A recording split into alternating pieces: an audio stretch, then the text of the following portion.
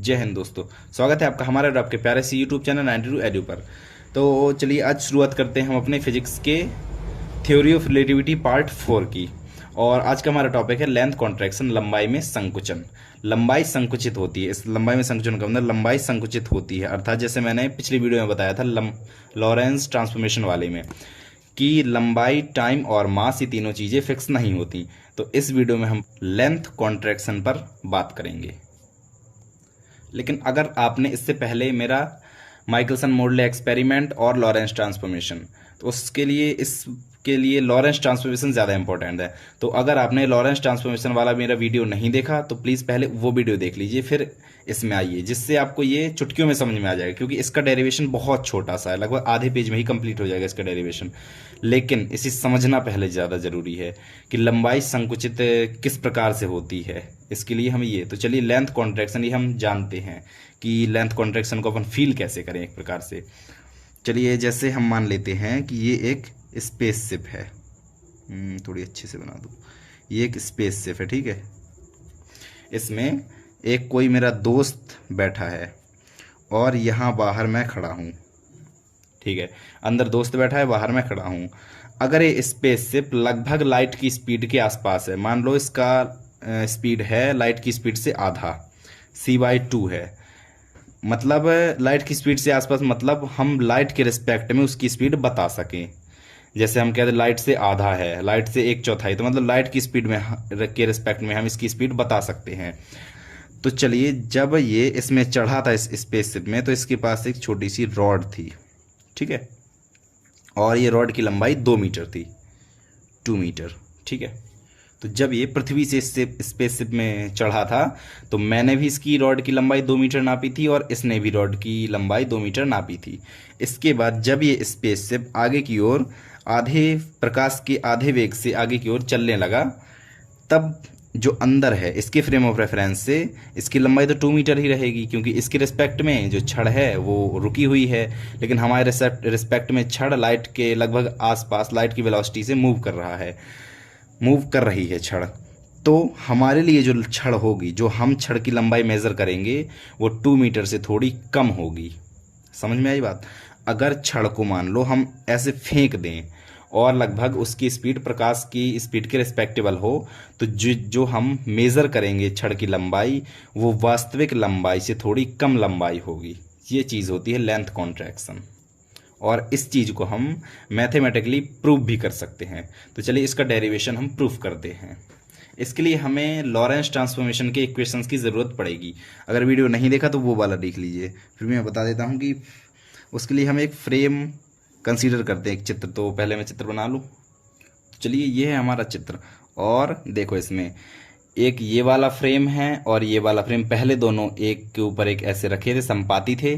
फिर जब आगे वाला फ्रेम आगे की ओर मूव किया, मान लो t सेकंड में आगे वाला फ्रेम आगे की ओर मूव करके यहाँ तक पहुँच गया लगभग लाइट की स्पीड से। चूँकि हमने मान लिया कि छड़ की जो ओरिजिनल लेंथ है वो L0 मान ली, ओरिजिनल लेंथ। रुके हुए जब जैसे ये वाला फ्रेम आगे की ओर मूव कर रहा है, ये वाला, ठीक है, तो छड़ भी आगे की ओर मूव कर रही है। मतलब इस वाले फ्रेम के रिस्पेक्ट में छड़ हमारी रुकी हुई है। छड़ किस फ्रेम के रिस्पेक्ट में मूव कर रही है? ये छड़ इस वाले फ्रेम के रिस्पेक्ट में मूव कर रही है। क्योंकि इस वाले की रुकी हुई है, इसलिए इस वाले के रिस्पेक्ट में, मतलब आगे जो मूव कर रहा है हमारा फ्रेम, उसके रिस्पेक्ट में छड़ की जो लंबाई होगी वो फिक्स होगी, वो बिल्कुल सेम होगी। तो अगर हम मान लें कि यहाँ पर जो x2 डैश है और यहाँ पर x1 डैश है, तो L0 को हम कैसा लिख सकते हैं? L0 equal to x2 dash minus x1 dash लिख सकते हैं ना? बिल्कुल लिख सकते हैं। x2 dash minus x1 dash, यहाँ से यहाँ तक की लंबाई, यहाँ से यहाँ तक और यहाँ से यहाँ तक, मतलब इस पूरे में इतनी लंबाई घटा दो तो इतनी बचेगी, मतलब छड़ की लंबाई ये होगी वास्तविक लंबाई। और अगर हम इस वाले फ्रेम से कंसीडर करते हैं L, जो आभासी लंबाई है जो हमें दिखती है L है, तो x2 माइनस x1, उसके लिए डैश्ड, उसके लिए जितनी चीज़ें सब डैश्ड में है, तो इसके लिए नॉर्मल होगी x2 माइनस x1। अब ये दो चीज़ें, दो इक्वेशंस हमने तैयार कर ली। अब हम चलते हैं लॉरेंस ट्रांसफॉर्मेशन के इक्वेशंस की तरफ। उसमें निकला था एक x वाला इक्वेशन, x डैश बराबर x minus V T upon √1 minus we square upon C square, ये वाली इक्वेशन हमारी निकली थी। अब अगर इसे हम 1 x की जगह x1 लिख दें, x1 डैश ऐसा, तो 1 2 लिख सकते हैं, कोई दिक्कत नहीं। चलिए लिख देते हैं x, सबसे पहले x1 डैश बराबर x1 minus V T upon √1 minus we square upon C square, और x2 डैश बराबर x2 minus V T upon √1 minus we square upon C square. x dash की जगह x1 x2 ये चीज़ हमने रख दी है। अब अगर इस आगे वाले इक्वेशन में हम इसे घटा दें, इस वाले इक्वेशन में इसे माइनस कर दें, तो कोई दिक्कत बिल्कुल नहीं। तो x2 dash minus x1 dash बराबर x2 minus V T minus x1 plus V T, minus और अंदर का माइनस माइनस प्लस हो जाएगा, तो plus V T upon √1 minus we square upon C square. तो प्लस वी टी से minus V T ये ख़त्म हो जाएगा। तो x2 dash minus x1 dash बराबर x2 minus x1 √1 minus we square upon C square. अब जो हमने ऊपर दो इक्वेशंस बनाई थी L0 x2 dash minus x1 dash, तो इसकी जगह हम L0 रख देंगे और इसकी जगह हम L रख देंगे। तो चलिए रखते हैं, implies L0 equal to L बटे √1 minus we square upon C square, और यही होता है हमारा लेंथ कॉन्ट्रैक्शन वाला फॉर्मूला।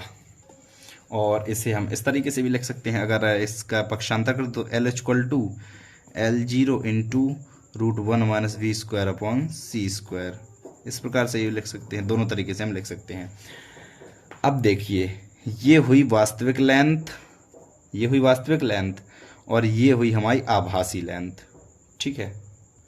अब चूंकि हम जानते हैं कि v का मान c से बहुत कम है, v का मान अगर c से बहुत कम है तो √1 minus we square upon C square, इसका मान 1 से कम होगा।